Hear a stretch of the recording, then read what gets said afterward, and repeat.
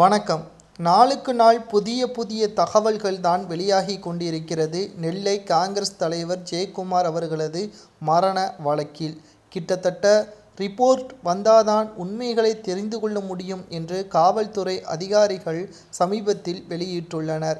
இந்த சூழ்நிலையில்தான் நேற்று வெளியான போஸ்ட்மார்டம் ரிப்போர்ட்டில் தற்கொலை செய்து கொண்டதாக அதில் குறிப்பிடப்பட்டுள்ளது. இதனால் நெல்லை காங்கிரஸ் கட்சியின் தலைவர் மரணம் தற்கொலை என்று வழக்கை முடிப்பதற்கான ஏற்பாடுகளை காவல்துறையினர் முடிவாக அறிவித்துள்ளதாக செய்திகளும் நம்மால் பார்க்கப்பட்டு வருகிறது. ஆனால் இதற்கு முன்பாக அவரது மரணத்திற்கு முன்பாகவே 2 கடிதங்களை எழுதி வைத்துவிட்டார்.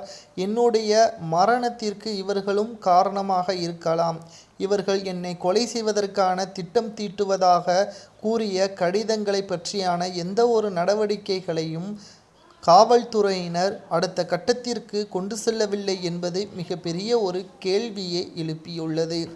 முதன்மையாக நாம் பார்க்கக்கூடிய விஷயம் என்னவென்றால், கிட்டத்தட்ட காவல்துறை உயர் அதிகாரிகள் ஏன் திமுகவை சார்ந்த எம்எல்ஏக்களையும் சபாநாயகர் அப்பா அவர்களையும் விசாரணைக்கு அழைத்து செல்லவில்லை?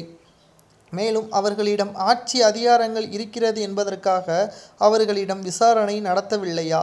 அல்லது இந்த வழக்கை எப்படியாவது முடித்து கொள்ள வேண்டும் என்பதற்காக போஸ்ட்மார்டம் ரிப்போர்ட்டை மாற்றி அமைத்திருக்கிறார்களா என்ற கேள்வியும் தற்பொழுது எழுகிறது.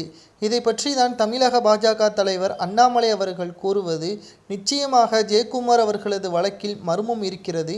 கை கால்கள் இரண்டும் கெட்டப்பட்டு உடலில் பல்வேறு இடங்களில் காயங்கள் ஏற்பட்டு எப்படி இது தற்கொலையாக மாறும்?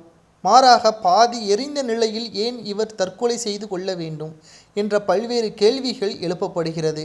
ஏற்கனவே அண்ணாமலை அவர்கள் முன்னாள் IPS அதிகாரி என்ற ஆதாரத்தின் அடிப்படையில் அவருடைய கேள்விகள் எல்லாம் தற்பொழுது மிகப்பெரிய அளவில் சர்ச்சையை ஏற்படுத்தியிருக்கிறது. காவல்துறையினர் ஏதோ ஒன்றை மறைக்கிறார்கள், திமுகவின் இதில் தொடர்பு இருப்பதால் அவர்களது ஆட்சியில் மிகப்பெரிய குளறுபடி வராமல் இருப்பதற்காக காவல்துறையினர் இதை மூடி மறைப்பதாகத்தான் அண்ணாமலை அவர்கள் தற்பொழுது செய்திகளையும் வெளியிட்டுள்ளார். அவர் கூறுவதும் சரியாகத்தான் இருக்கிறது. காரணம், தவறு யார் செய்திருந்தாலும் அவர்களுக்கு தண்டனை வழங்க வேண்டும்.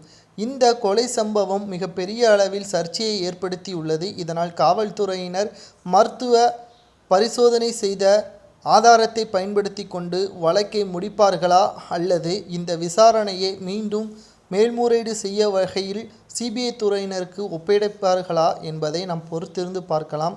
இதை பற்றி உங்களது கருத்துக்களை கமெண்ட் வாயிலாக கோருங்கள்.